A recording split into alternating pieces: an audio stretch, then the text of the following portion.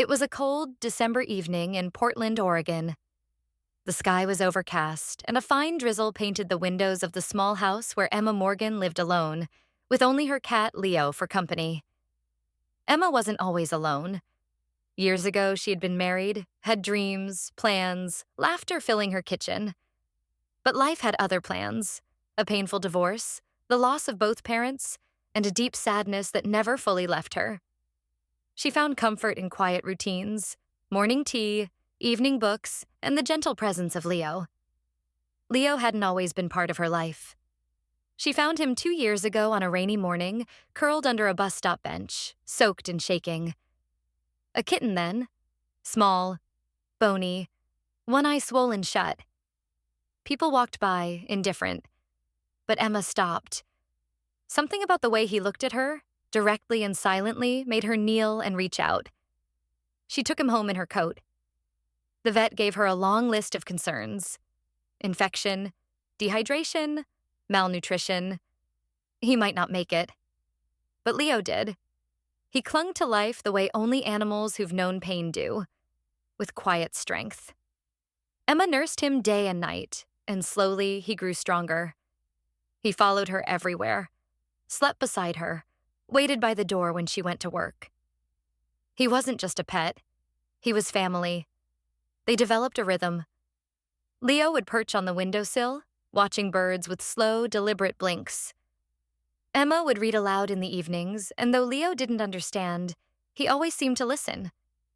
They existed in gentle harmony, two wounded souls sharing space and silence. That night, everything changed. Emma had fallen asleep reading. A candle flickered on the nightstand.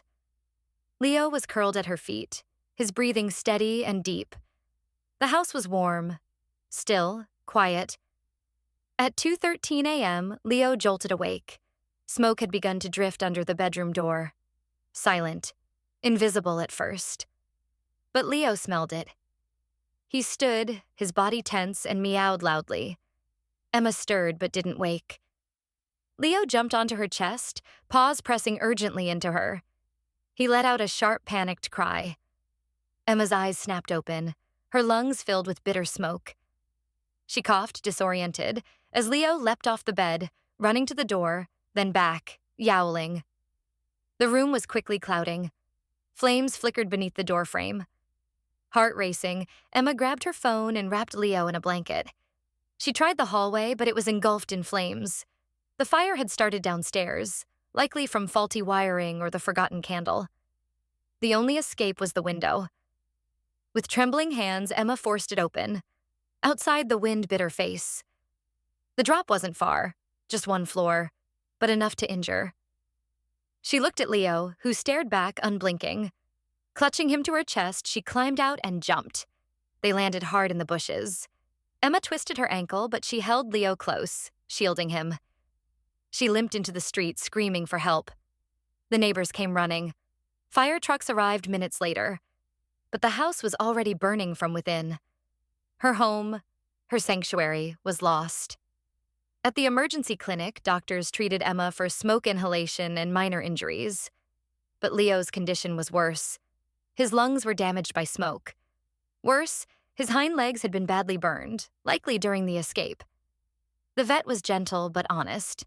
Leo would live, but he would never walk normally again. The burns had scarred deep tissue. He would need help using the litter box, special bedding, pain medication. Emma wept. Not because of the house, not the lost photographs or books or furniture. She wept because her cat, her rescuer, would now live with pain because he saved her.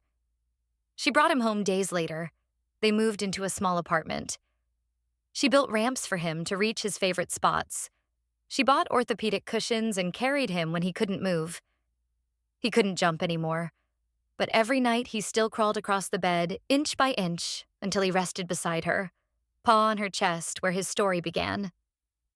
This story is based on true events.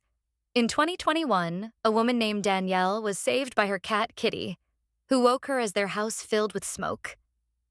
Kitty suffered lung damage and burns, but survived. Their bond, like Emma and Leo's, became unbreakable.